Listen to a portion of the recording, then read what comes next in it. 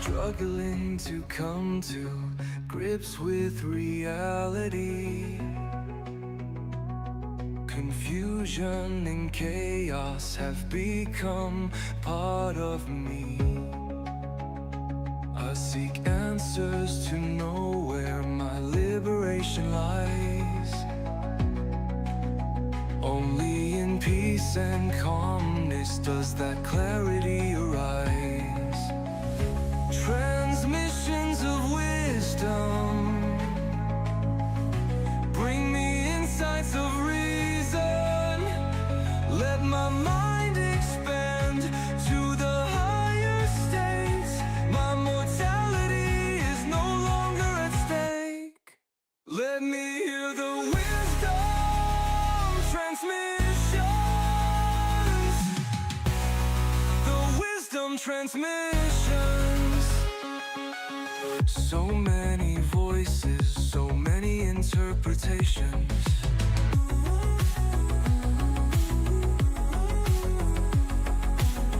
No answers given, only outer temptations.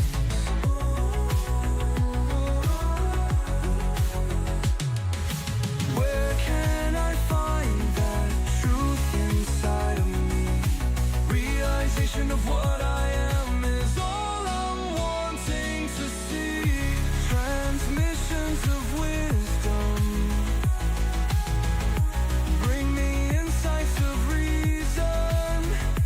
Let my mind expand to the higher states. My mortality is no longer at stake. Let me hear the wisdom transmissions. The wisdom transmissions. No more redirection, ending the contemplation. Forget fighting reflection. Outer world's a projection. Internal is the cause, external's an effect, put it on pause.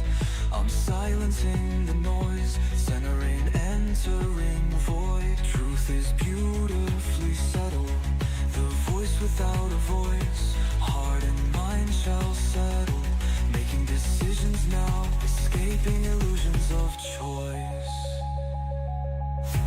Transmissions of wisdom bring me insights of reason. Let my mind expand to the higher states. My mortality is no longer at stake. Let me hear the wisdom transmission. The wisdom transmissions.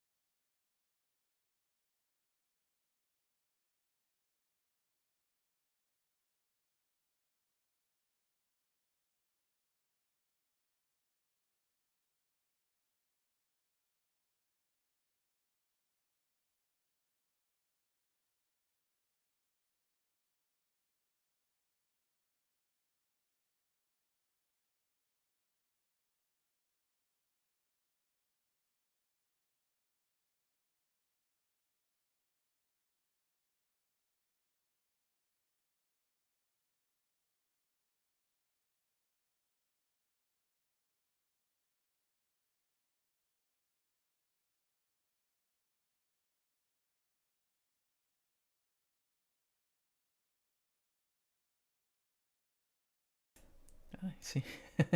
You guys caught me. Okay. Thank you for letting me know. No sound, no sound, no sound. Okay. Hello, everybody. Welcome to the Wisdom Nexus. I can't believe I forgot to press that unmute button, so my apologies on that. As I was saying before, I forgot that I had no sound. I hate that when that happens, right? It's Mercury retrograde, guys. Okay, it's Mercury retrograde. And so we're going to have some slip-ups every now and then, especially when that's around the corner. But basically, as I was saying, this is the first Wisdom Nexus that I'm doing since I came back from my trip from Egypt on Wednesday. I also did the Earth Intelligence Report. But like I said, when I was working with, when I was going down to Egypt, I brought some important stuff back with me, and that stuff is knowledge. And one of the forms of knowledge that I'm going to be talking about, that I'll be filming this weekend, hopefully, will be about the flow of time. Because when you go to Egypt, it almost feels like a completely different world. And there's something very important about the nature of time that I'll be talking about in an upcoming video. Okay, see, it is Mercury retrograde, so I'm already getting some cutouts on the feed here. So hopefully, again, you guys can still see me and hear me. Hopefully everything is good. All right. I just had a flash here to saying that I was disconnected there for a minute. So Mercury retrograde in all of its glory. Attacking.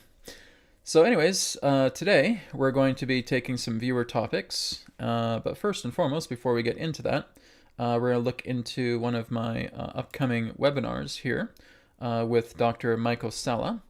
So this is going to be happening on December 13th. You can register at exopolitics.org, but you can also find the link in the video description below. So again, it is going to be a special 5-hour webinar that Dr. Michael Salla is going to be hosting. He invited me to be a part of this webinar. So the others that are along for the ride, so to speak, is Stuart Swerdlow and Lily Nova. Okay, Stuart Swerdlow, I've heard of him. I've been aware of him for quite a few years. I have never heard of Lily Nova, so it'll be interesting to hear what she has to say. But again, we're going to be talking about revelations and revolutions for 2026. As I said, I've been kind of holding back some juicy material specifically for this upcoming webinar that Dr. Michael Salla is hosting. So again, you can just go and check out the link. It is available in the video description, or just go to exopolitics.org. I'm looking forward to this. And again, this is happening on December 13th. All right, so we're going to go ahead and get started with today's webcast. So again, if you do have any questions, if you do have any personal requests, any personal readings that you want to do, it really is just single question, personal reading, and you can leave a donation through the YouTube super chat, and then I'll get to you. If you guys do request a healing in that way, we can basically request for a single healing, and that can be done as well too through a personal reading request by donation here on the super chat. All right, so again, hopefully everything's fine. Had a couple of blunders already this morning, so let's see if everything's working good. Hopefully, again, like I said, you guys can see me and hear me okay, because I had a cutout earlier. All right, so we have our first donation-based question here. This is from @EUM142, and like I said, today, guys, is just viewer topics, so we can basically talk about anything that you guys want to discuss. Okay, so for EUM142, he writes, "Hi Brad, is acidic environment one of the main reasons I went through a cold just now, or is there something else I still need to address?" Well, acidic environment would be very much a part of it. Now, here's some other additional information that maybe I have not talked about when we're looking at the terrain body. Okay, so when I talk about the terrain body, everybody, I'm really just referring to your bodily environment, right? How is the environment in your body? Obviously, when we look at, for example, the world, and we have certain areas where the environment is extremely hostile, it's going to be very, very difficult for life in that particular environment to thrive, because everything's dilapidated, everything's eroded, everything's toxic, right? You're not going to be able to survive too well in that kind of toxic environment. So if we're utilizing that as an outside environment, well, now we're looking at the inside environment, okay? If we have an inside environment that is dilapidated, that is eroded, and that is toxic, it is going to be very, very difficult for the body to thrive with that particular type of environment. Now, when you're having a cold, so to speak, a cold itself really comes in through, yes, toxicity, yes, an eroded body, yes, a hostile environment, okay? But the cold in that sense is basically telling you that your body is going into kind of like an extreme zone here, right? It's been trying to battle whatever it's battling pertaining to its environment because of the mucus increasing, hostile acidic environment, hostile inflammation, whatever may be going on. And it basically reaches a breaking point. And that breaking point is where you manifest a cold, right? So again, what's coming out of you when you're coughing? Well, it's mucus, right? You're getting mucus out of the nose. You're getting mucus out of the mouth, okay? So your body is basically getting taxed. Feels like it's moving a little bit into the red here and say, okay, red alert. I need to purge this. We need to get all systems to work together, and we need to clear out all of this excess mucus that is contained in your lungs, okay? But one of the most important things to know is that when you are looking to detoxify yourself, one of the areas you should be starting with is your intestines. It is your gut, okay? When the gut is sick, then the majority of disorders and problems that we have in the body stem from that, right? It's the belly, it's the gut, it's the intestines. When they are in a state of disarray, the entire body is now going to get in a state of disarray. So this is where we want to start working to clean out the gut, and that's where we start working with the alkaline. That's where we start working together with the minerals. So if you're getting a cold, then yes, like I said, there's a lot of mucus buildup in the bronchial tubes. There's a lot of mucus buildup in the cells of the lungs. So the lungs are getting impacted quite heavily. So like I said, this is where we want to start getting alkaline formulas. We want to get mineralization in the body, right? You start taking some trace minerals, you start taking some spring water, you start taking some alkaline water, you start looking into dandelion root, burdock, yellow dock, sarsaparilla, Irish sea moss, moringa leaf powder, okay? These are powerhouses. And you start putting them together. You make smoothies, you make teas, you can make decoctions with slow cookers. Okay, so just get a slow cooker and start putting some of these things in here. Start putting in your sarsaparilla, start putting in your burdock, start putting in your yellow dock, start putting in your dandelion root, right? These are all just examples of certain herbs, dry herbs that are extremely beneficial for your body because they have such a strong potency with alkaline. They're mineral rich. Okay, the more minerals you are putting in your body on a daily basis, your body is going to thrive, right? A lot of yogis will talk about this being a food body, and they're right. It is a food body, but more importantly, it's a mineral body, right? It's basically being able to work with minerals. You don't just shove any old food in your mouth and thinking that you're going to be okay. This is just where we're eating on the go. We're such a fast-paced society. Right, just go to a drive-through and get something extremely unhealthy, and then I'll start drinking some soda, whatever it may be, and thinking that that's going to be okay, right? And maybe once in a while it probably won't hurt, but now you start doing it again, and you do it again, and again, and again, and again, and again. And now, as the years go by, your body can't take it anymore. It's different when you're young. It's different when you're a teenager, right? Getting into a young adult years, you can handle a lot of this stuff, but secretly you're not, because your body is slowly getting impaired. Its functions are starting to wane. And then as you start getting older, they start waning even more, and even more, and even more. And then here you are, 35, 40, 45, 50 plus years old, and now you can barely walk. And now you're sick all the time. Well, what happened? Well, you're basically carrying a lot of that old, disgusting food in your intestines going back 10, 15, 20 years. Because here's the thing about intestinal lining, everybody. Intestinal lining is like a sticky gum, like a glue. And when there's a lot of that nasty food that sticks into your intestines, into that lining, it stays there. And it rots, and it ferments, it expands, and it's just a terrible, horrible looking thing, right? But it stays there. And this is why intestinal health, gut health, is so important. Because if we don't start cleaning it out, if we don't start bringing in the essential minerals, we start working with dry herbs, we start working with teas, we start working with smoothies, decoctions, we can put them in veggie capsules, we can start taking those as well too. If we don't do that, your body is just going to be a swamp of old, rotting, processed food. That's why you're so angry. That's why you're so afraid. That's why you're traumatized. That's why you're emotional. You have about 5, 10, 15, 20, 30 years worth of rotting food contained inside the gum of your intestinal lining. And what happens is, as you go to sleep, all of that fermentation from the intestines start moving through the organs. It starts moving through the nervous system, which means your entire body is being completely polluted based on all of the landfill of the processed foods that are contained in your gut. So this is why we start getting minerals coming into our body, because our minerals can go in and it can start helping to clean out a lot of that sticky goo and sticky debris that is holding on to really bad quality processed foods that have been in your belly for maybe up to about a quarter of a century, depending upon your age. It's still there, right? And your belly is basically rotting.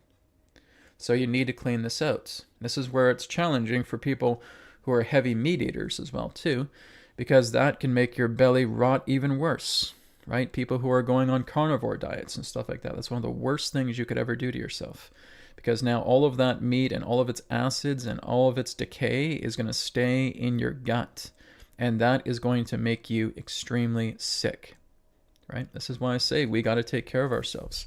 So like I said, I'm not saying that once in a while you want to go out and treat yourself. Okay, that's cool, that's fine. But if you're doing this constantly, again and again and again, over and over and over and over, then, like I said, if we had like a little microscope or whatever it may be and looked inside and see what happened with the condition of our guts, we would be appalled and shocked. And the key to that is minerals. The key to that is alkaline. That's what's cleaning out your body. I cannot emphasize how important that is. This is exactly what Adronis has been sharing with me since almost day one, about the importance of alkalining the system, the importance of getting minerals in the body, the importance of working together with alkalizing the body itself, because the acidic environment becomes so hostile, it becomes so bad. And if we don't do that, then it's kind of like looking at your intestines as a landfill. It's just like a bunch of dump trucks just going in there and just dumping a bunch of rubbish and filth all over the place. And now it's sticking, and it's sticking because of the intestinal lining. And then, of course, some of the intestinal lining even starts to get eaten away because it's a putrid mess inside your intestines. And like I said, all of that starts spreading to your organs, starts spreading to your nervous system, starts going through your bodily systems. And this is exactly why you get sick. And this is why mucus has to spread in other areas of the organs, because now it's getting the fermentation of the landfill contained in the intestines. And now the other organs are getting sick, and now we need to supply more and more mucus, and the mucous membrane is getting impaired. And now there's thickening walls of mucus, and now it's hardening like a type of resin, and now as it starts hardening like a type of resin, we're not able to breathe through that organ. And now as we're not able to breathe through that organ, now the body has to try and inflame itself. And as it tries to inflame itself, it tries to decrease the hardness of that resin. But as it inflames itself, it now starts going into more deeper deposits within the joints, and now it starts going into deeper deposits where the body is now just suffocating.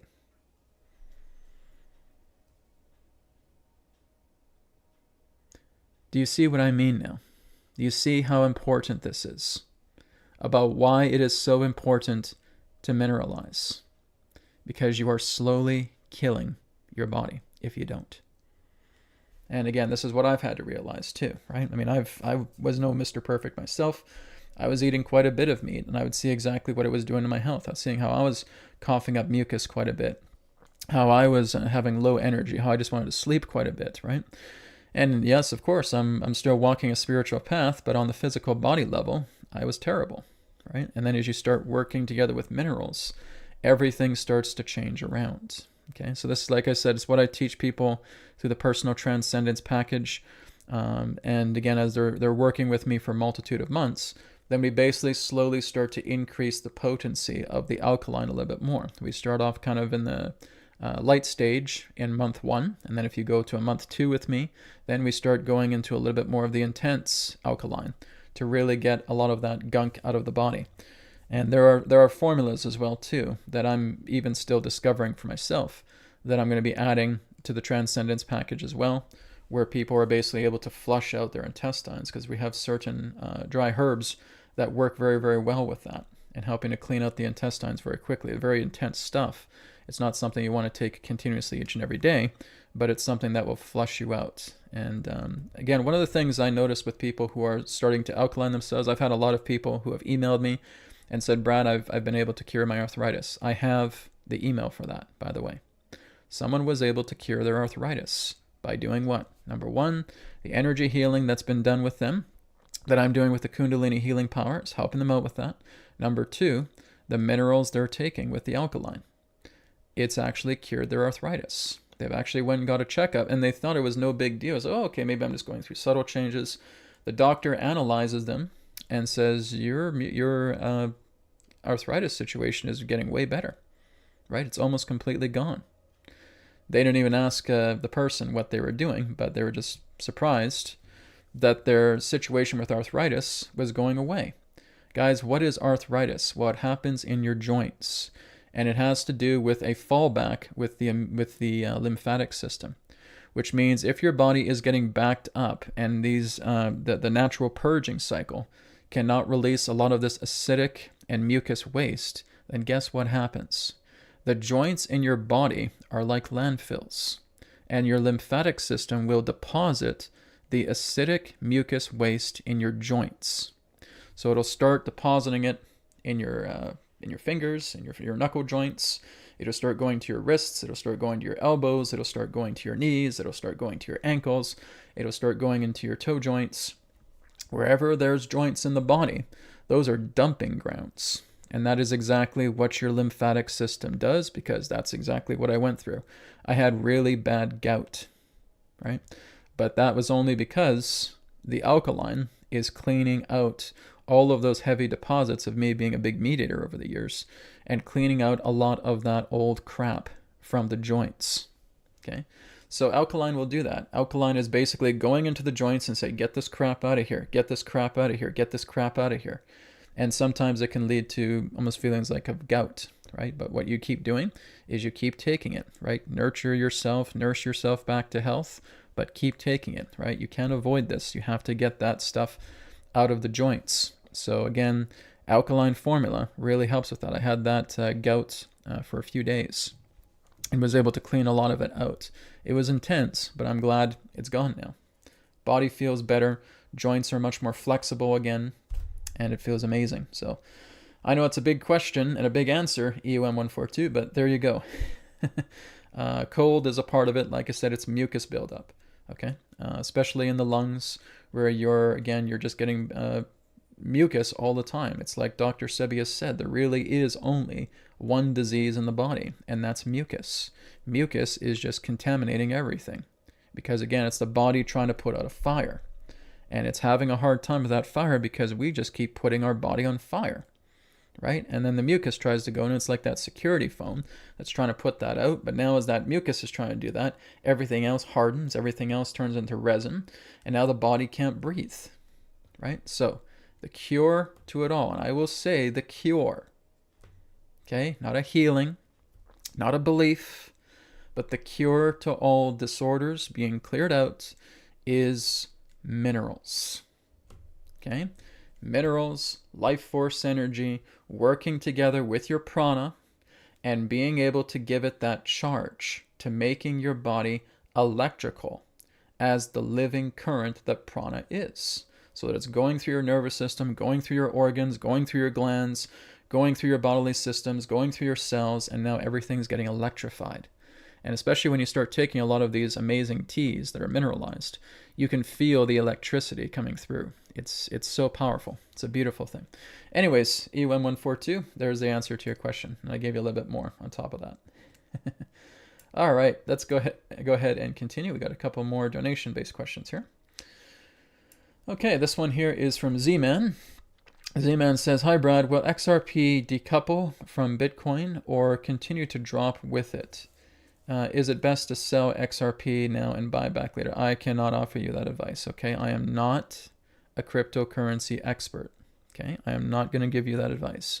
I can give you ideas about where the cryptocurrency is going, but I will not give you any crypto advice about what you do with your crypto. Please do not ask me those questions, okay? I'm not a crypto expert. See, this is the whole idea of why I'm almost like afraid to give you guys information on crypto, because then you think I'm a crypto expert. Oh, okay, I'm going to ask Brad if I should buy or sell. Never going to tell you that, okay?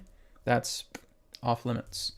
because I don't want to be that person. I don't want to have to be like the crypto guy, and people think, oh, Brad's talking about crypto now, so I can go here and I can talk to him about crypto, and he can tell me if I need to buy or sell or trade or whatever. No, I'm not here to do that. I don't mind telling you guys about where I think certain cryptos are headed, but other than that, that's it, right? I'm not touching anything in regards to giving advice. Please go talk to a crypto consultant. I am not a crypto consultant, okay? I'm just telling you about the flow of energy like I would with anything else. But please do not think I'm some sort of crypto guru or a crypto consultant because Brad talks about crypto. Only to give you the idea of a momentum of where it's going, okay? I will look into XRP right now and see how XRP is doing. Good news, it is going to be getting better, but it needs to kind of go through a bit of a storm right now, okay? And this is kind of, I feel, lasting throughout 2025. It is going to get hit hard quite a bit, okay? Bitcoin is going to get hit hard. XRP is going to get hit a little bit hard because there's kind of like a storm happening right now. So it's going to be like this, but then it's going to level itself out again. I'm not talking about Bitcoin. I'm talking about XRP, okay? XRP kind of like this, and then it'll start to level itself out. And then we'll get little bits of uprising with it as we get in here in the next few months, okay? So what I'm feeling right now is, like I said, it's kind of like in the middle of a tornado. It's kind of a hurricane right now, and I think a lot of cryptocurrency is getting hit with that. There's a kind of like a crypto storm right now, right? And it's pretty intense. Now, Bitcoin is going to be like this. And then it might level itself up a bit, go up a little bit, and then go back down, okay? Bitcoin is going to have a very rough 2026, okay? And a lot of other particular cryptocurrencies that are associated with Bitcoin are going to have a very rough time too, because they're going to have a rough time by association, because this is coming into an enemy year with Bitcoin in 2026. So it's going to have rough tides. It's not to say that it won't have little bursts here and there that could go up, but most of it is going to be hit really hard, right? Bitcoin is going to have a heck of a time, and we're already starting to see it right now too. That Bitcoin is losing quite a bit of its grasp. It's going down quite a bit. And some other cryptos are going down a little bit right now because we're in a tornado. We're in a hurricane right now with the crypto market, okay? But that's all I'm telling you. I am not telling you guys to buy this or to go sell this or what should I do with trade or whatever it is. That is not my area. Please go talk to a crypto consultant, okay?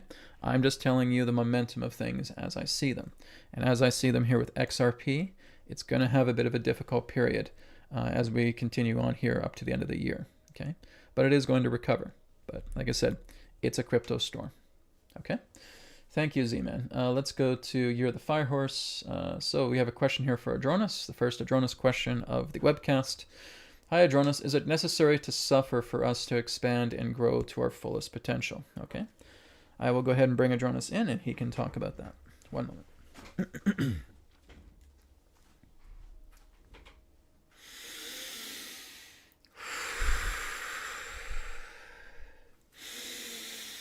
Terra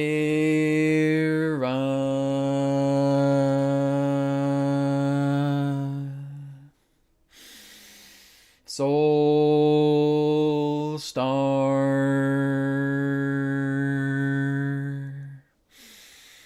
Sirius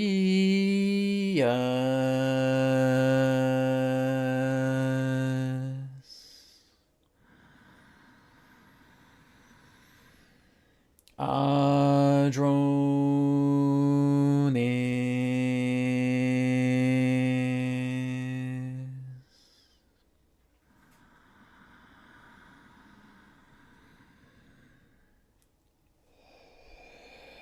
We are here. At this time, we bid you greetings, and thank you very much for the opportunity of this interaction today. I am Adronis of Sirius, sending love, appreciation, and gratitude to all who are tuning in to this broadcast being brought forward through your internet collective consciousness.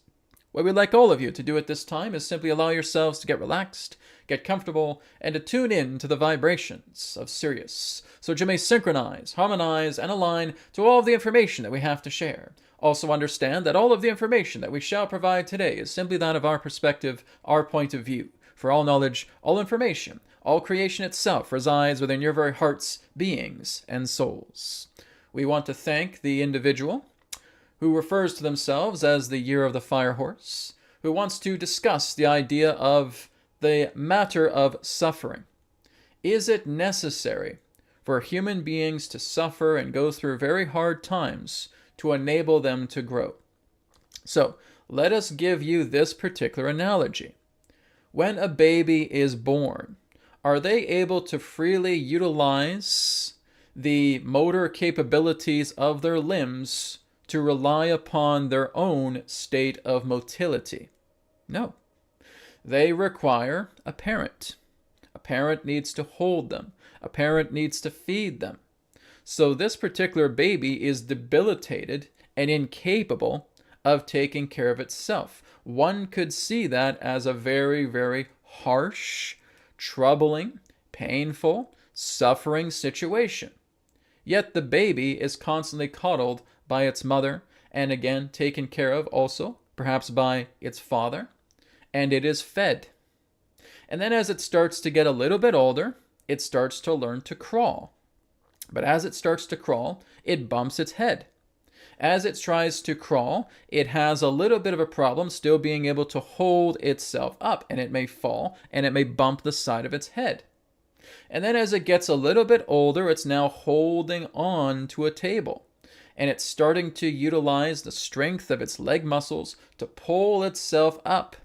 But then again, it tumbles, and it falls, and it cries. But there's the mother, there's the father, tending to the child, who is doing everything that it possibly can to learn how to walk. And more times, as it learns to stand, as it learns to walk, being held on to, where it finally now has the time to where it can now finally walk on its own.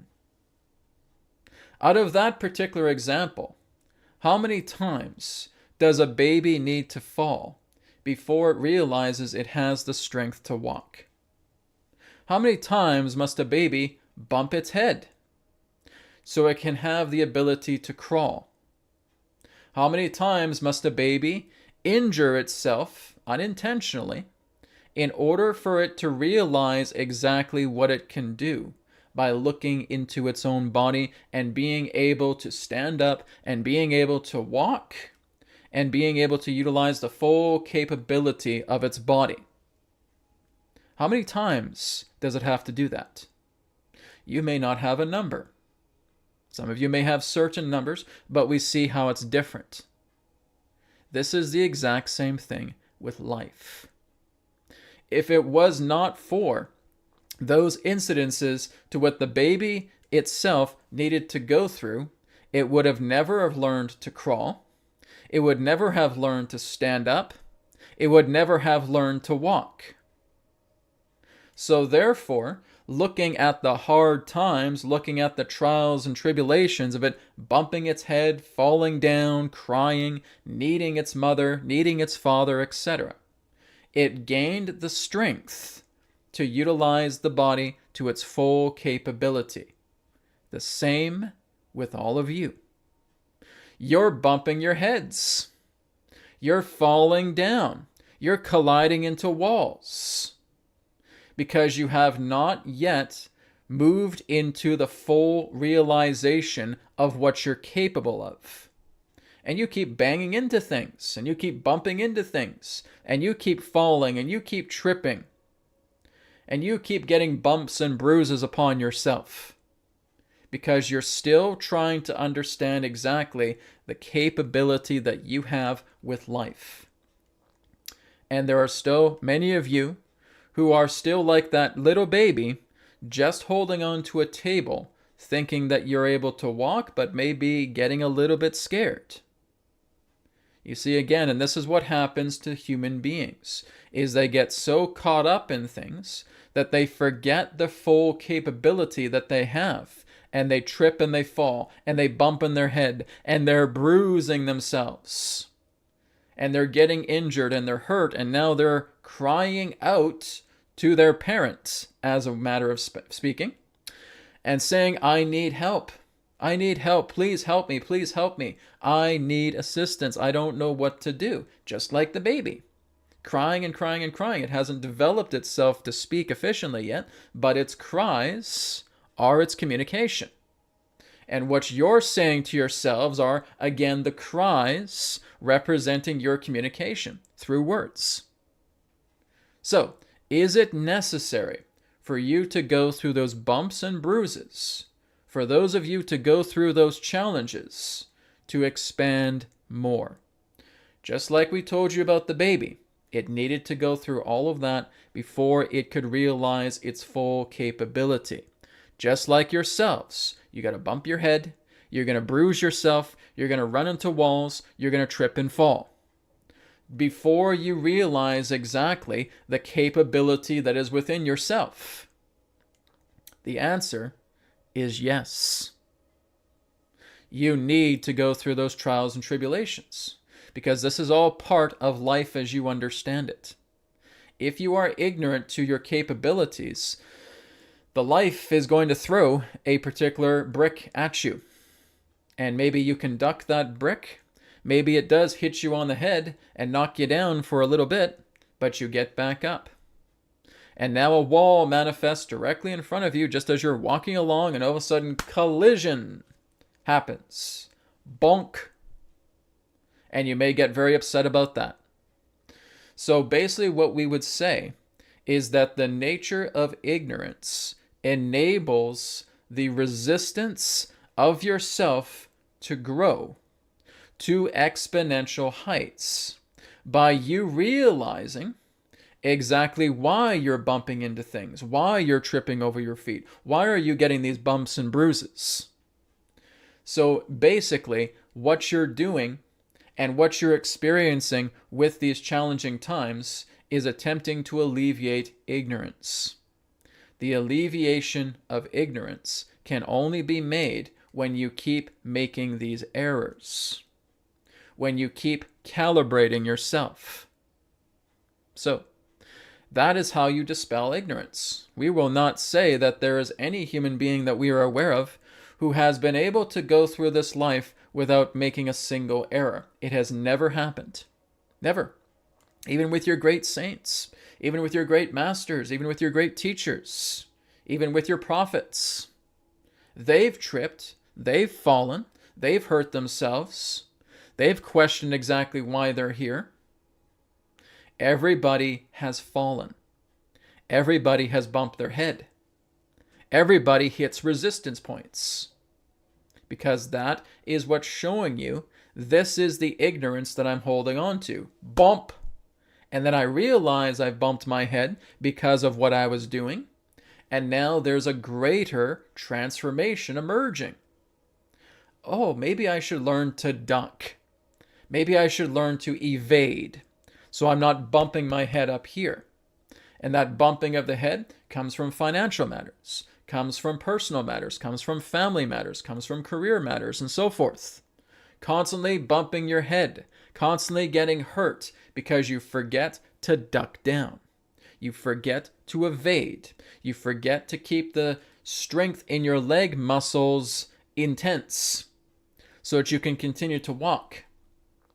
So these situations, to what is termed as suffering, is just a means of you addressing ignorance pertaining to a certain facet of life, so that you're able to advance past it and move into a greater evolution beyond it. So, Year of the Fire Horse, we hope we have answered your question. We thank you. Okay, there you have it. Thank you very much. Okay, let's go ahead and move on. All right, so those are the donation-based questions we have. So again, guys, if you're tuning in right now, and if you want to leave a donation behind with a personal question or personal healing request or anything of that nature, you're more than welcome to do so, okay? Let's go back up to the top of the chat just until I see if there's any other donation-based questions that come up. Okay, this one here is from Jijomc. Jijomk, I guess. Jonas, certain people are claiming that advanced technologies could be introduced in January of 2026. Could you please share information regarding this? Thanks a lot.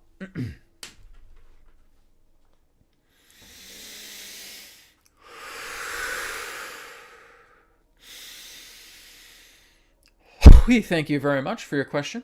All right, well, advanced technologies, again, that's a little bit vague with what has being shared, because advanced technologies of what? Advanced technologies relating to transportation, advanced technologies pertaining to AI, advanced technologies pertaining to education, advanced technologies pertaining to military, advanced technologies relating to medical. What are you talking about? What advanced technologies? Because really what we're seeing here is that you're starting to grow a lot more. There's going to be a lot more innovations, but these innovations are still within the barometer of appropriate expansion, which means you're not going to get something that is a quantum leap that basically leaves a lot of other technologies behind. So again, just in regards to the fields that we've mentioned, there's going to be advancement in those fields. Again, as we've talked about, you are going to see medical instruments in the form of beds or pods in that sense that can perform surgery, often utilizing AI. You are going to see new forms of transportation that is going to be autonomous. You are going to see the idea of mechanical robots or androids that are going to be part of your daily life.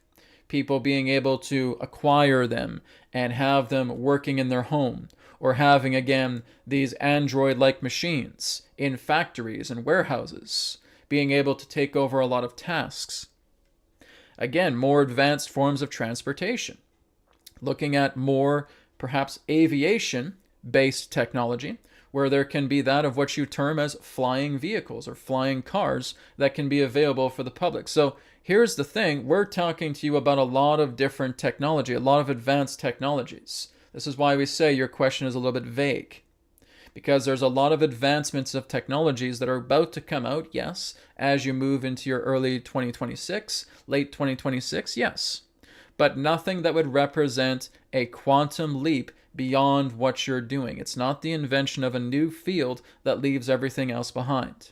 There will be a time where something like that will come together, but not really through the nature of a quantum leap. It's going to be something pertaining to a discovery to warm people up to it first, and then there will be the building blocks to construct these new technologies that again can represent advanced transportation, advanced technology on a free energy level, advanced education, advanced currency that again is going to be replacing your fiat currency.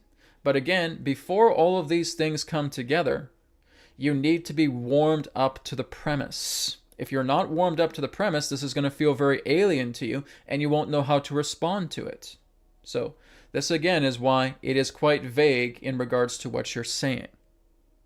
Advanced technology is happening all the time, but new industries will be coming together that is going to take such technology to higher levels. As we have talked about, even when you're looking at the next few years, you're going to start seeing commercialized space technology that the public will be able to access. That you'll be able to go on board a vehicle that will skim right across the atmosphere and reducing the amount of time to travel from one location on one side of the world to another location on the other side of the world within the next several years. That's an example. So again, it's quite sophisticated, it's quite broad, there's a lot of things happening. And again, there will be breakthroughs that will come together, but even with those breakthroughs, you still need to get warmed up first with it so that people can get behind it. All right? We thank you for your question.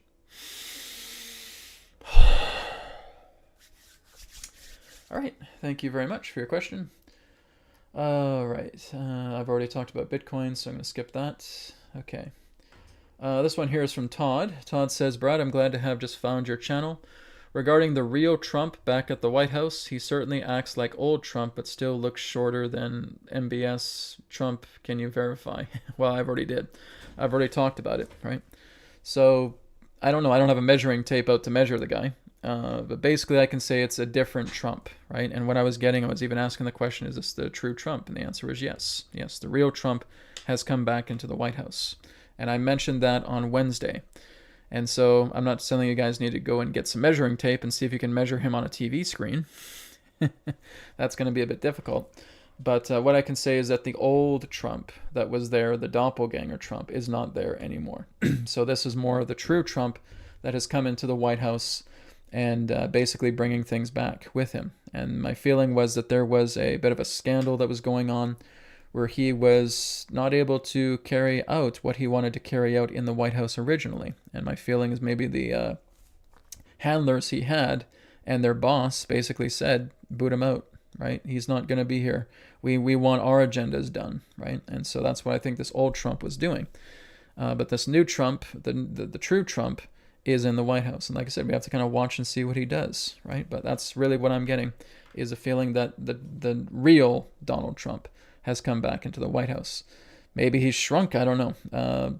I kind of get the feeling that he looks quite different, though, than the other one that was there before. But again, there was also people who thought that Trump was dead over the Veterans Day weekend. There were people on the internet thinking that he was dead, right?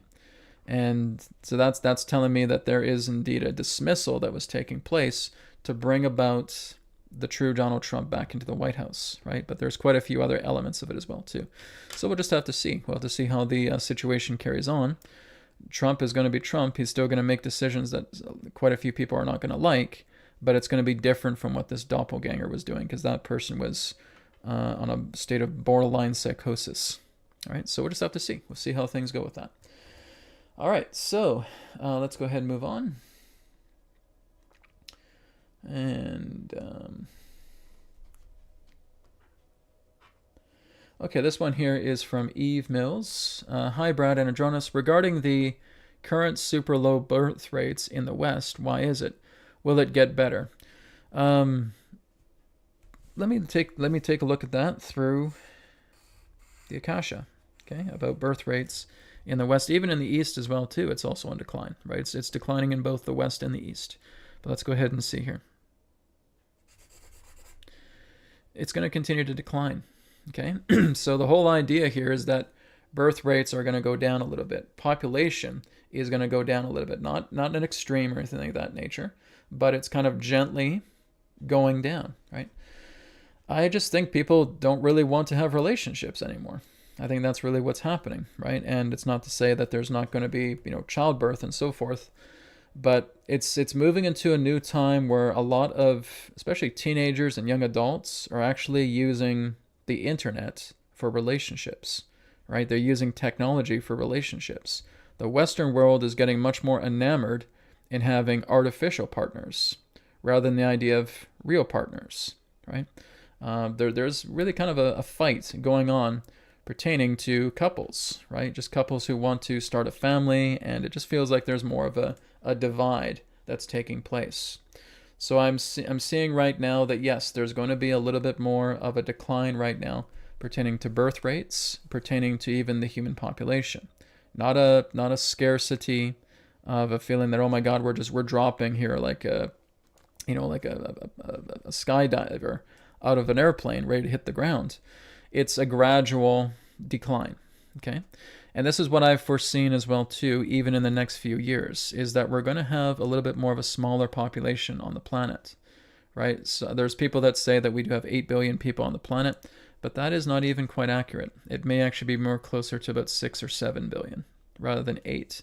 But we're just measuring that with statistics, right? Statistically, we can say that there's 8 billion people on the planet because we measure that with math, we measure that with statistics. But in actuality, it's probably closer to about 6 billion, right? And then as we start progressing here over the next few years, maybe a couple of decades, we will start to see that number again slowly start to decrease. And it may even go down to 5 billion, right? So like I said, it's not about a mass extinction level event. 90% of the population is not being wiped out or nothing like that, right? But this is something that's moving into a decline. It's the Western world and the Eastern world that are both going through birth rate declines, okay? Because like I said, there's just a lot of people don't really want to have relationships nowadays. There's so much trouble that they have forming relationships with themselves, let alone trying to do it with other people. And like I said, technology is trying to be alluring, where you would basically have a virtual partner, or you would have an artificial partner, right? They're basically trying to create robots right now that could be your sexual partner, right? They're making them exactly like women and men and giving them private parts and everything of that nature. And there's probably going to be a big demand for that because people are realizing they don't want to be involved in relationships, right? That it's a phase. It's a phase we're going through, but it's something that it's part of people who are wounded. People who are wounded, and they think they have a partner, and that partner is wounded, and then the wounded people are now fighting with each other, and now they don't want anything to do with each other, and it just becomes a big mess. So again, that's not the main reason behind a lot of these falling birth rates. A lot of them, in that sense, are especially people who have been poked, right? People in that sense who have been eating bad food. People in that sense who actually become infertile, right? This has happened through our diets. This has happened through our medical industry without getting into too much details. There are some people in that sense who basically cannot even get erect, right? So that is also creating a decrease in birth rates. What do we do to fix that? Well, that's where minerals and alkaline come in. It is absolutely possible to fix all that. But that is true. That's exactly what's happening in the East and in the West with the idea of declining birth rates. Because I do see that the population is going to go down a little bit. Okay? And again, I have to emphasize, because as soon as I said, oh my God, Brad's talking about 90% destruction of the entire population. No. This is very, very gradual. Very, very small. Okay? Small amounts. It's minutia. But again, it is going to show that birth rates are going to decline. When do they start going up again? When we start changing our attitude about how we eat, about how we take care of ourselves, about how we get out of the idea of needing artificiality to replace our human connection. That's going to take some time. Okay? But yes, it is going to start continuing to decrease a little bit more. Unfortunately, I don't see that springing up anytime soon. I think that's probably how it's going to be for the next few decades, right? Just little tiny bits at a time. That's just how the way the world is going, my friends. We will be able to shift it again, but it's going to take some time. The world needs to heal first. All right, thank you for your question. Okay, this one here is from ClearMind8194. Hi, Brad. Do etheric particles just keep existing, spinning forever by themselves, or is there something that keeps them existing, spinning? I don't look at it that way, okay? I don't look at etheric particles. Firstly, there's no such thing as etheric particles, right? When you're looking at the nature of the ether, right? Firstly, if we're looking at the ether, it's like I said last week, or sorry, on Wednesday, with the Earth Intelligence Report. If I was to hold this up, what do you see? Right? There's nothing on the page. There's nothing on the card.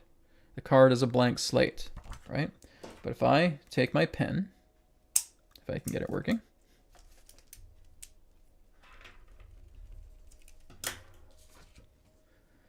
where does your mind go? Your mind instantly goes to that dot, okay? That is a perturbation. That is what we call an etheric perturbation. That etheric perturbation is dielectric in nature. And so what we're looking at here is the nature of magnetism, is the nature of the dielectric, and that the nature of matter itself forms through low pressure systems of that magnetism because it moves outwards from the torus fields and moves into a low pressure cycle, a low pressure system where the ability of matter itself can form. Okay, matter and magnetism are one and the same. You cannot have matter with the dielectric. It's not possible, okay?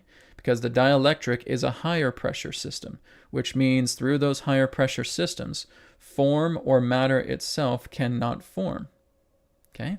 So again, the dielectric is what brings everything back into unity consciousness. It is the hourglass, okay? But when you're looking at particles or bumping particles or waves or anything of that nature, those are effects, right? I've likened it to the idea of looking at a child in a swimming pool, and they are the source that is causing all waves in the swimming pool to form. They're the one flapping their arms, they're the ones kicking their feet inside the pool, and that's what's generating the waves. But what science is doing is they're completely ignoring that the child is the one who's basically roughing up the pool, and they look at the waves and they look at the particles. And all you're really looking at is the effect of something, rather than the source. If I remove that child from the pool, and the pool now becomes completely and totally still. There are no waves, and there are no particles. But putting that child into the pool, to where they are flapping around, kicking their feet, and creating those waves, well, that is what we would refer to as perturbation. Okay? So that's perturbation right there. This is not about trying to understand science through particles and waves. What you're trying to do is you're trying to look at the effects. What's the cause? What's the first cause? That should be science's direction. But unfortunately, we have sleepy science. Because what sleepy science does is it wants to look at the effects of everything rather than asking yourselves the question, what's the first cause to this? And then as you start to know the first cause, you realize it comes through perturbation. And through the perturbation that's taking place here, we're able to see where everything comes from, the ether, right? Because everything is an etheric perturbation. And every perturbation has the same two geometries, an hourglass and a torus field, right? Which we can refer to as the hyperturquoid. And when you look at the hyperturquoid, that geometry, you will notice that there are two holes. We can call them north and south pole, but it's not really a north and south pole. And that those two particular poles operate through space and counter space, which means one of those poles around its rim is colored red, and another one around its rim is colored blue. Blue would represent the magnetic side.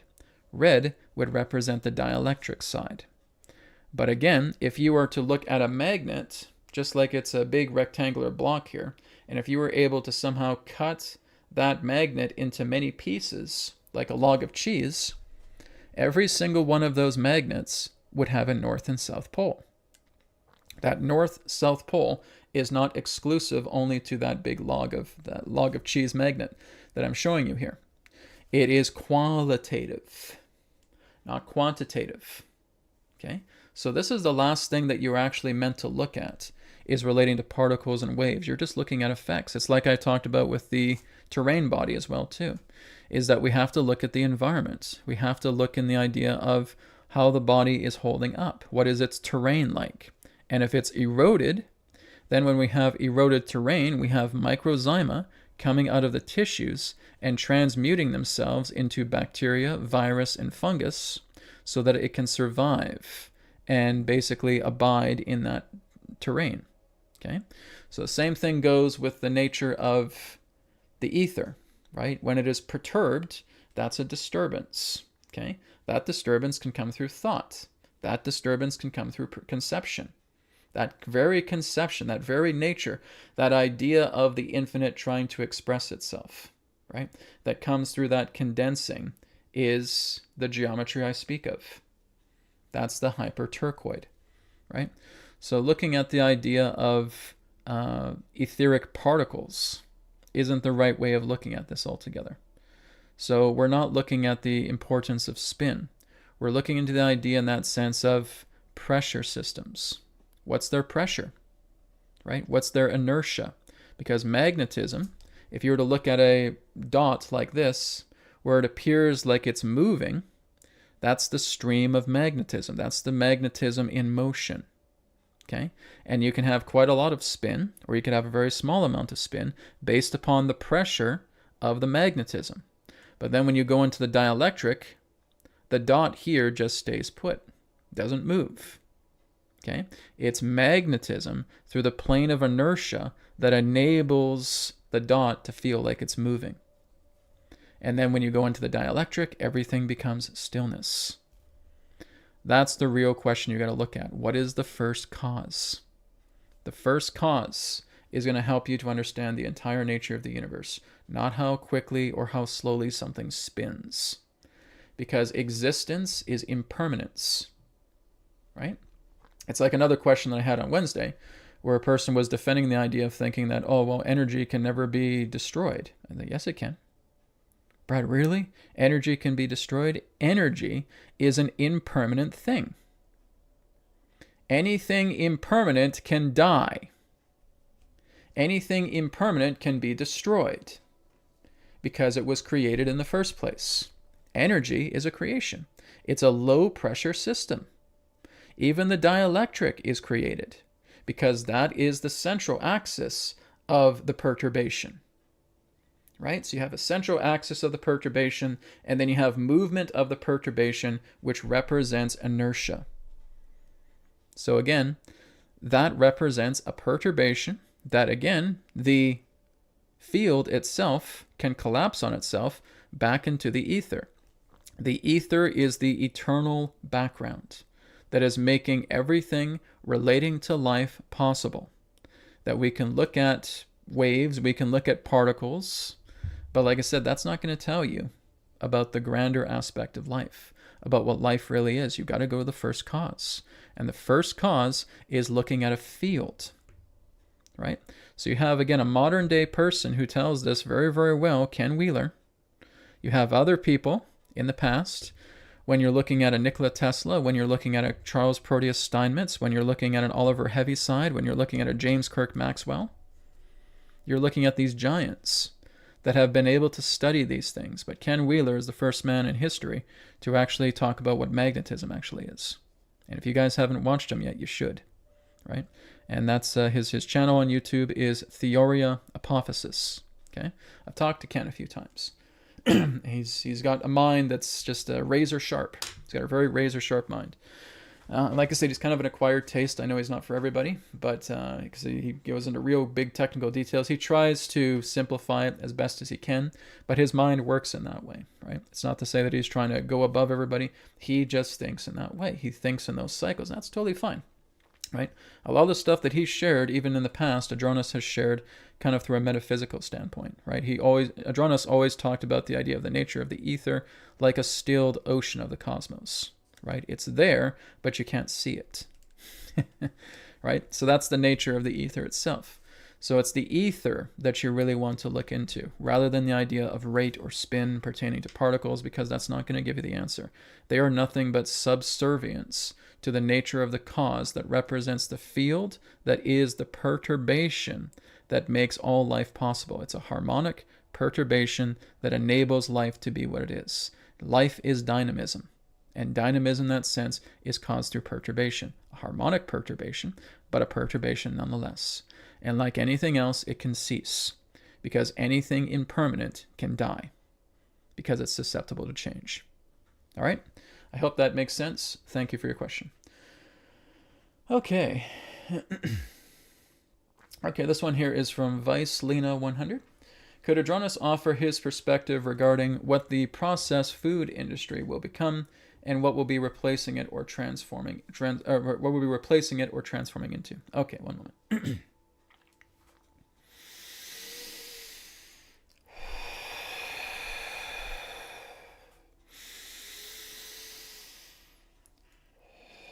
We thank you very much for your question. Now, when you are looking at the nature of the processed food industry, you have to understand that this is only a glove or an extended limb of control. That's the whole idea. This is brought forward for the means of attempting to keep a controlling umbrella over top of the heads of a populace that is actually starting to look into how to actually live when it comes to proper food consumption, which means when a lot of these centralized facets that you see across your planet start to fall, a lot of these particular forms of industries, if they are not shifting into, again, more appropriate, healthy food, they are going to go belly up, just like everything else. It's as we've talked about right now, everything is turning itself over. Not a single stone is going to be left unturned, and that includes your processed food industry, which you could basically refer to as big food. You have big pharma, you have big tech, you have big food, you have big media. So again, looking at all these big things that are centralized that basically represent that glove, that extra limb, that is again functioning as an umbrella, trying to block out the true energy of the sun that is trying to inform you about how things naturally are. What will it look like when those particular industries are gone? Much more organic. In fact, you're going to have much more of what you would term as mom and pop shops. And a lot of these mom and pop shops that are independent are going to be offering some very, very healthy meals, healthy foods. In fact, there are those that are starting to come about now that want to bring about alkaline, that want to bring about healthy food, healthy eating, healthy drinks, healthy this and healthy that. Even alternative forms of medicine, which is the true medicine, working with herbalism, working with qigong, working with energy medicine, working together with the field, as it were. These things are going to start sprouting up more and more. Everything is going to be much more independent looking and organic, where there will not be the idea of giant corporations trying to operate on every street corner about the debilitating food or other services that they're trying to offer, because that won't be around. You're looking at any particular form of established business being run locally, independently, where you'll have a lot of options. You'll still have cakes, and you'll still have snacks, and you'll still have all these foods that you could call your pleasure foods, but you're also going to notice that that umbrella we talked about is now going to be folded and thrown away. But again, in order for that to happen, you need to be warmed up to the truth. And the truth about looking into these particular industries, which is happening right now. But again, it will start to increase on certain levels. You have to see it like a thermometer. As the heat starts building up, the thermometer starts to increase. As it increases, there's going to be more boycotting. There's going to be more demand for healthier food because people are now starting to be warmed up in regards to what they actually need to eat, what's actually important for their body to have, to thrive. There's going to be a lot more gardens that are going to be available to people, where people will be able to plant their own food. There's going to be greenhouses. There's going to be all forms of, shall we say, faculties that will be available commonly in towns and cities, where people will be able to participate with gardening, where people will be able to receive even some of these foods freely. Because there's actually going to be a greater abundance on food once all of these umbrellas start to fold up and be thrown away. Which means you can walk down the street and people are offering you food. Which means you can actually start walking down the street and people can start offering you clothing. Which means you can start walking down the street and there are resources available for you because it's going to be in demand, because what is going to happen in the future is more and more people that are going to be dedicated to starting these establishments and building things en masse to where, yes, there will be certain things that they'll be accommodated for, but they'll also have a great deal of excess supply that they will be willing to give freely to their communities. That's what's going to happen. So you're looking at the idea of the rise again of the mom and pop shop, of the rise again of the local stores, of the local shops. You'll also have things on your internet, your online world, that will make things available as well too, pertaining to appropriate health, taking it to another level, whether it's local or whether it's a little bit more distant to where you require working with the internet. Nonetheless, this is going to happen. There is going to be a complete and total transformation in regards to how you access goods and services on your planet once all of these umbrellas fold up and get thrown away. There's going to be such a large demand for it. And many people are going to want to open up establishments and start creating things like this, be it through their own hands or even being able to work with technology to insist that it is made. And that it is going to be a lot of handing out. So no one is going to go hungry anymore. There's going to be availability of food in prolific supply throughout many towns and cities as you go ahead within these next few years. As the umbrellas fold up and as they get thrown away. You start to see the idea of the de-establishing of these centralized orders where they may become something else. Where again, the local now start to thrive. The mom and pop, once again, start to thrive. And there's a lot more availability and accessibility in excess supply for everyone. That's where you're going. All right? 2030s, 2040s, 2050s are the benchmark times for this new era. We thank you very much for your question.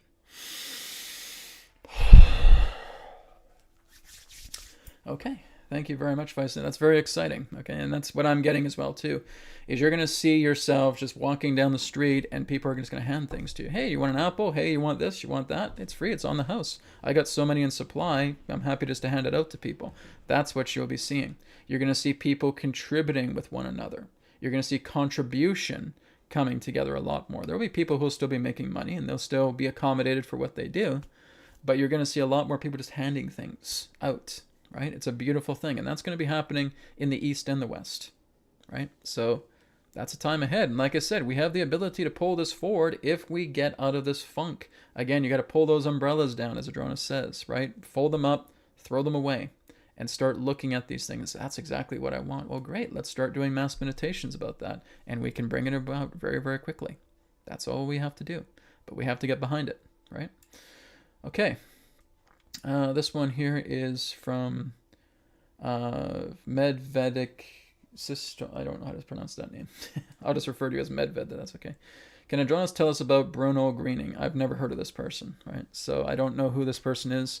And even if I do, I try not to look at a person if they're a healer or how good they are, how bad they are, whatever it may be. That's just something I just don't look at. So again, I don't have any information about Bruno Greening. I've never heard of him. I don't have time to look him up. And so again, if I don't really hear from him, Adronis can kind of tune in. But like I said, it's not so much about what I want to do, right? I'm not here to promote a person. I'm not here to bash a person down. I'm not here to, to criticize what they're doing, whatever it is. Okay. So I have to kind of pass on that question. Now, you're more than welcome to ask another question if you want, because you've offered a donation, but I try not to do that. Okay. So again, Medved, if you do want to ask another question, you're more than welcome to, but I don't want to do that. I don't want to look at people personally and see what they're going through, especially if I never heard of the person either. Okay. Let's move on. The media and our health authorities are pushing hard recently on the bird flu. Do you think we are getting another pandemic around this virus? People will see through it, my friend, right? When you really look at the idea of what they're trying to do with any type of virus, people are just instantly going to think of COVID, right? So no, I do not see any other particular type of pandemic. I do not see any other particular type of government shutdown. I don't see any of these things happening. Again, all of these things are very, very transient. They're very short. They're like bursts, right? You'll see things, and it's like I said, if I was to look at some other stories going back several months ago, guys, do you remember what happened with all those drones? There was drones in New Jersey, and there was drones here, and everybody was fearing the worst, thinking that these drones are going to be around permanently. After a couple months, they're gone. Why isn't anybody talking about that anymore? Because it's a flavor of the month. Because it's a flash in the pan. Bird flu is going to be a flash in the pan. It's going to be things that are being talked about. People are not going to fall for it. Yep, get it out of here. Out of here. Bye. See you later. Okay, that's all that's happening right now, my friends. Is like a person is just bringing this big garbage bag of junk, of refuge, and they're dumping it all over the table, and they're trying to shove something in your face. Hey, bird flu, bird flu, bird flu, bird flu. Get out of here. Get out of that. Throw that crap away. Get out of here. And then there's the flash in the pan, and it's gone. Okay?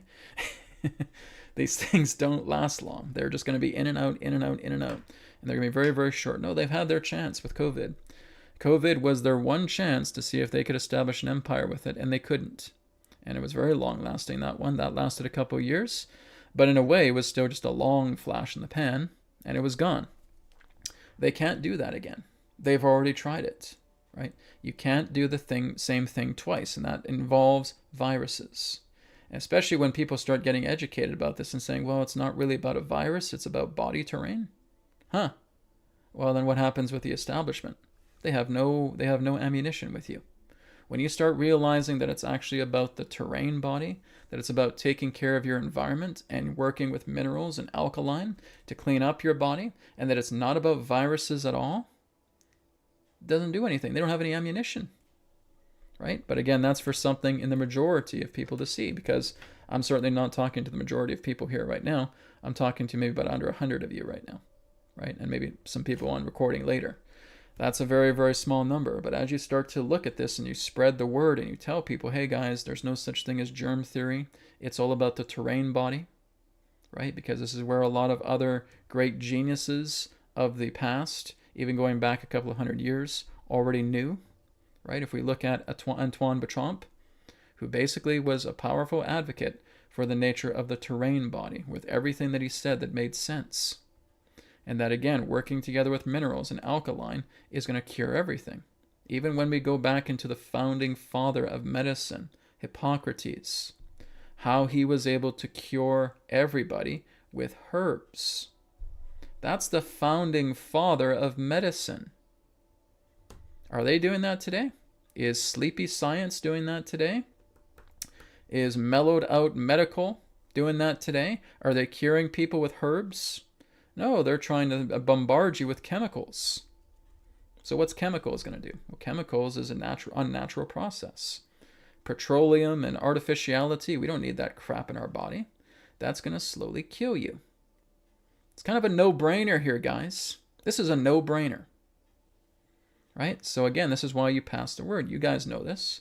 It's a matter of passing on to other people. We have forgotten what the simple, common sense things are, because we've been shoved all this garbage down our throats based on idiocy used to create control.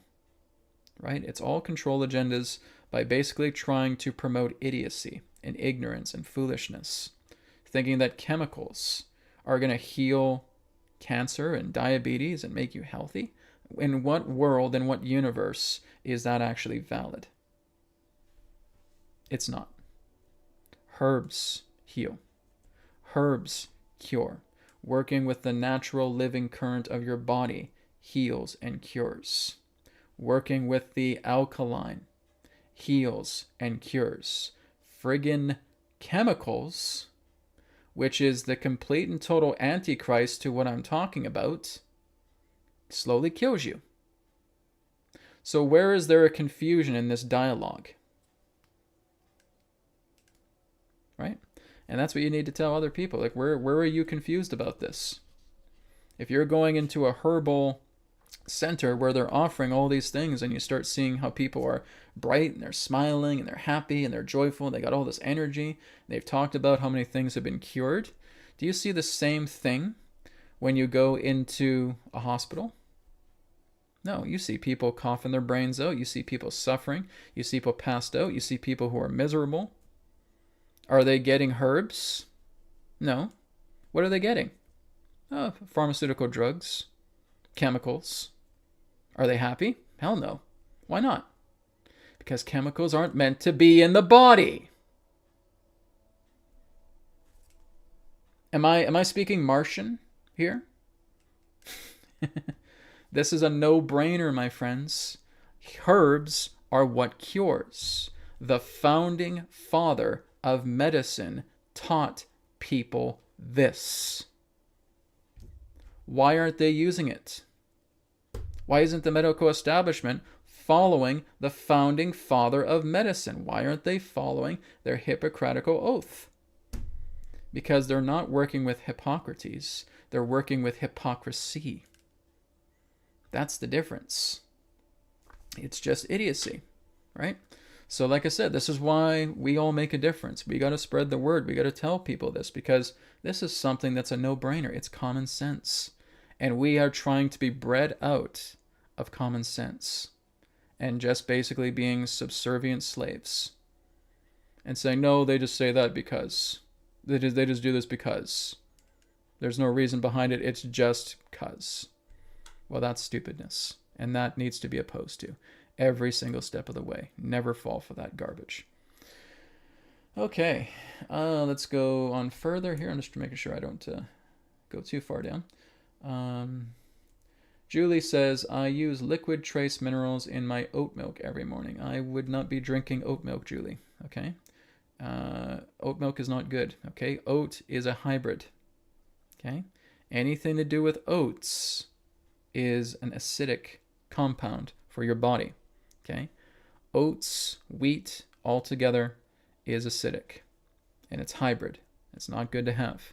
I would suggest coconut milk, right? Using coconut milk, hemp seed milk, right? Hemp milk is very, very good. But do not use oat milk. Okay? Oat milk is not good for you. Get off of soy, get off of oat, get off of wheat, right? If we want our body to be healthy, you need to get off that stuff. Okay? So coconut milk, You start putting that in. It's good that you're using the trace mineral drops. That's excellent. But oat milk, bad idea. Okay, so just look into that. Let's see here. Jan says, hi Brad, can Adronis talk about how to create an energy shield of protection, how it is done? He won't, okay? Because here's the thing, because the question is a little skewed, okay? And this is where I'm kind of answering with Adronis, because Adronis has talked about this many times. You are not here to put protection around yourself, because all you're doing is you're securing a debilitation about yourself, okay? If you feel that you are protected, you're letting your fear be sheltered, which means it's saying, I'm afraid of this, I'm insecure about it, just put a bubble around me so I can hold on to my fear, so I can hold on to my insecurity, so I can hold on to me being abused, so I can hold on to me being rejected, so I can hold on to me being abandoned, so I can hold on about me wanting to run away and escape everything. That's what you're doing. You're defending lack by protecting yourself. I have never been an advocate of people trying to put up energy protection, right? I have always opposed it. I've always thought it was very, very bad. And so I always stand up against that stuff. I'd say rather than doing that, I want you to look at the very thing that's making you afraid. Looking at the very thing that is causing you to feel like you need to protect yourself. Put yourself in a blister and try to huddle in a corner. Okay? Because when we actually look at that, here's the thing, everybody. The whole nature of problems itself is a trance-based program. You have given anything that represents a conflict in your life so much power of identity that if you think you stop, you're going to lose yourself. And this, again, is nothing more than a trance-hypnotic program. Every particular trauma that you have is a trance-hypnotic program. Every particular type of emotional disarray and imbalance that you have is a result of a trance-hypnotic program. Like I said, the pollution of our body plays a big part of that, right? Because that's what happens. We start polluting our body, we get all that stuff rotting in our gut for many, many years, and now we start hallucinating. This is a well-known fact. People in that sense who have been hallucinating for years, and then they finally get on alkaline, they start flushing all that stuff out, and all of those fears they've had have been gone. Okay? We also have the ability to cut it out from its source. We're able to cut out its cord, even if that stuff is still in us. We have the ability to cut it out. Okay? So as you start cleaning yourself out, as you start working with something like the Trauma Transcendence technique, which is free, by the way, on wisdomtransmissions.com, okay? You start working together with that, and you look at the first cause. I'm big on the first cause. I'm an advocate for the first cause. And you look at all of these things that have been troubling you. I had a bad relationship with my mom, with my dad, with my brother, with my sister, with my grandpa, with my grandma, with my best friends. I had problems in school. I had problems in church, right? All of these things that represent problems is something that comes about based upon how we're programmed and conditioned to react to a certain thing. Your reactions are the catalyst to enable everything that you consider a problem to be, to basically take over your whole identity situation. Your whole situation of identity is being put forward through these trans-hypnotic programs. So this is why I say it's important that you look at what you fear, right? Because really, all you're looking at is your thought, is your emotion, and is the mental situation and conditioning surrounding a trauma. And then when we look at that, we look at it and we would say, this is somebody else's problem. This problem does not belong to me. I'm looking at this as if this belongs to a stranger, because that's what you learn in Trauma Transcendence technique. You look at the problem that you think you have, and you realize this is somebody else's problem. And in truth it is. Where did that problem come from? Can anybody tell me where their problems come from? It comes from somebody else. It's never come from you. You're an innocent child coming here on this planet, and you heard something externally. And that is something that you feel you have to hold into yourself, because maybe you feel someone's more superior than you. Maybe you feel someone has a better opinion than you do. Maybe someone has much more of a grasp of the situation than you ever could. So basically what you're instantly doing is you're giving your power away because you think someone's better than you. And because you think someone is better than you, you start creating these particular problems because you feel that you are incapable of resolving it. And these problems continue to persist and you get traumatized by them because you don't realize that you're actually assigning identity over something that was given to you by somebody else. A person, place, event, or thing would represent that somebody or something else. All problems are external. There is no such thing as an internal problem. Because everything that we have a problem with, we can identify it with the world. I feel so insecure because I lost a relationship. I feel so insecure because I'm not good with money. I feel so insecure because people think I'm the devil, whatever it may be, right? You got 1,000 different things that are circulating here, but it really just comes down into the core traumas. And that's what we're working to clear out. You look at these things like it's a stranger's problem you're holding on to.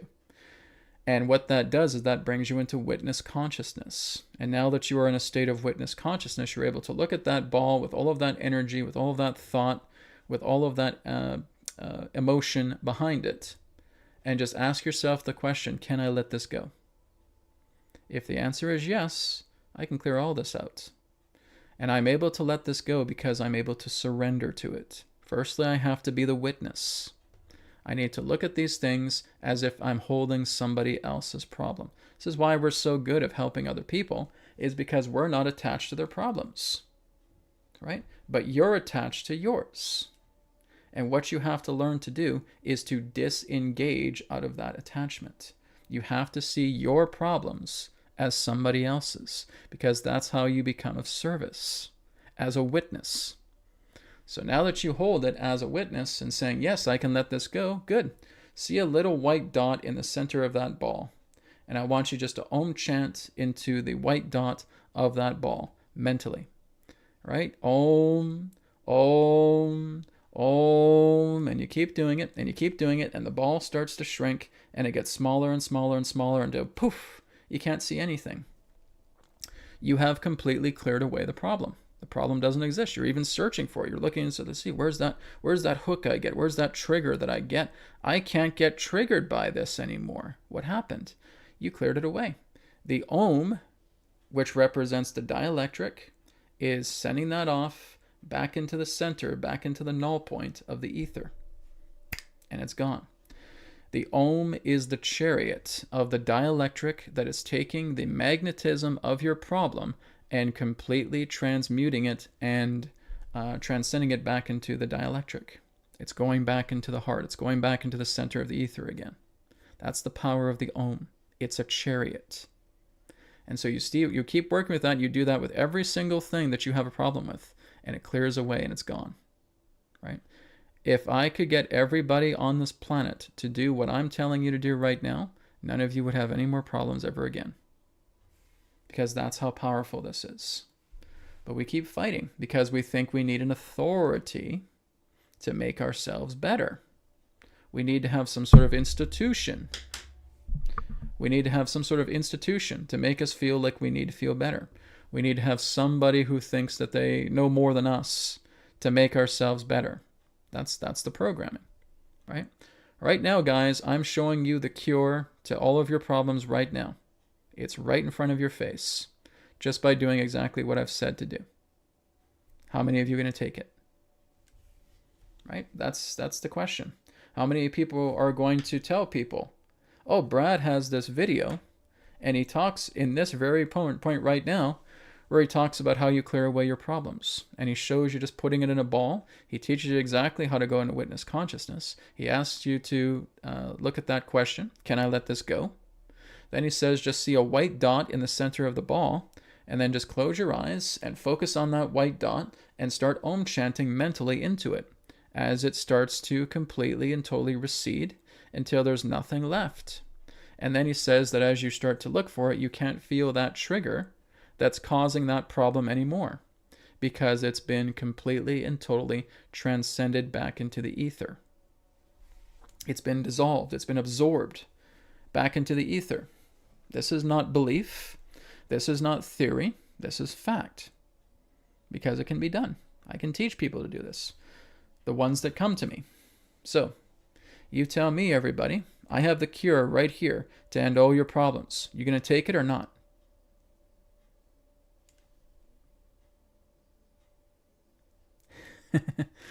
This is one of the funny questions here. I promote, Brad, but a lot of people are ignorant as F double hockey sticks, okay? But that's not your problem, my friends. That's not your problem. It's not your problem of thinking, oh my God, there's someone who's ignorant and they're not going to be able to buy this. But hey, that's okay. You know what you've done? You've put a seed in their field. You've planted a seed in their field. And this is exactly what I'm doing with a lot of people that are watching this right now, whether you guys are watching this live or whether you're watching this on a recording. I'm just showing you right now. Here's a seed. I have the cure to end all of your problems. Are you going to take it or not? Right? And that's what it comes down to. Because all I have pertaining to that problem solving is the technique. It's you that decides to make a difference. It's you that decides to take this. And I'll go ahead and I'll do it. But Brad, it's so effing simple. Why am I spending thousands of dollars in therapy when I'm looking at you right now on a live feed and you're giving me this thing telling me that every single one of my problems is going to be cured for free without me paying thousands of dollars for some friggin' therapist? It's exactly what I'm telling you. So again, this is the thing. This is how we've been programmed. I'm giving away something completely free. That's the 10-day e-course. That's on wisdomtransmissions.com right now. And I've said it's the end of all problems. I even have a book with it as well too. And whether you read the book or not, it's okay. Doesn't matter to me. As long as you're taking the e-course, right? Because that's free. And that is, again, one of the subtitles is the key to ending all of your problems. All of it. All the suffering goes because we look to be the witness. We go into witness consciousness, we surrender, and as we surrender, we start Om chanting that back into the ether, and it's gone. All of your problems disappear. There have been people throughout history who have also offered very similar things, like a Lester Levinson with the release technique or the Sedona method, like a Dr. Hawkins who uses the letting go technique. Okay, these are similar. These are similar things. And then you have trauma transcendence technique. So you got, again, 3 great systems there. How many of you are taking those? Or are we spending more thousands of dollars on therapists? It's not to say that therapy can't have its benefit, but again, a lot of people that go to therapists basically run to me afterwards because they've had enough of the therapists. They've had enough of paying $1,000 an hour for some therapist who's just trying to listen to you talk about your problems and really doesn't have a solution other than wanting to give you some pills. Right? Rather than the psychiatrists and the psychotherapists. Whereas I'm telling you right here, right now, you don't need protection. Protection from what? Protection to keep your insecurities alive?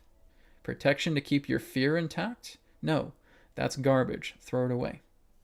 You don't need protection. You only need realization. Okay?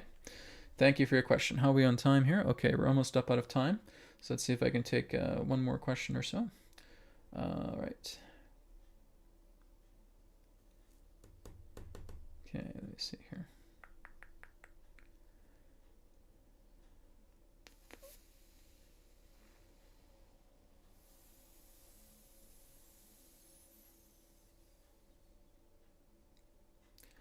Okay. I'm just seeing if there's one last question to wrap up on. This one's here. The firehorse, Viscelana, Sarsaparilla, burdock root, dandelion, nettle, mullein, ginger, hawthorn, chamomile, red clover, holy basil, and many more. Spring water only. Spring water and alkaline. Okay. I would suggest alkaline water above spring water. Okay. But everything you mentioned there, you're the firehorse, perfect.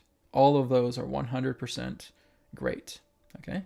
Those are powerful raw herbs. And you start putting that together and you make those into teas, you make those into smoothies, you start creating veggie capsules out of them, and you start taking those every day. Oh my God, is your body going to change? And for a person who's doing this, I can tell you firsthand, your body changes and it feels amazing. It feels like you're just hooked up to this natural living electricity within you, and it feels amazing. All right. Okay. I believe that's going to be it for today, guys. So I want to thank you all for your questions. Again, I'll be back next week, next Wednesday, for another episode of Earth Intelligence Report, and next Friday again with the Wisdom Nexus. Thank you for joining me today. Take care. Blessings to you all. Namaskar, and may it be well with you. Bye for now.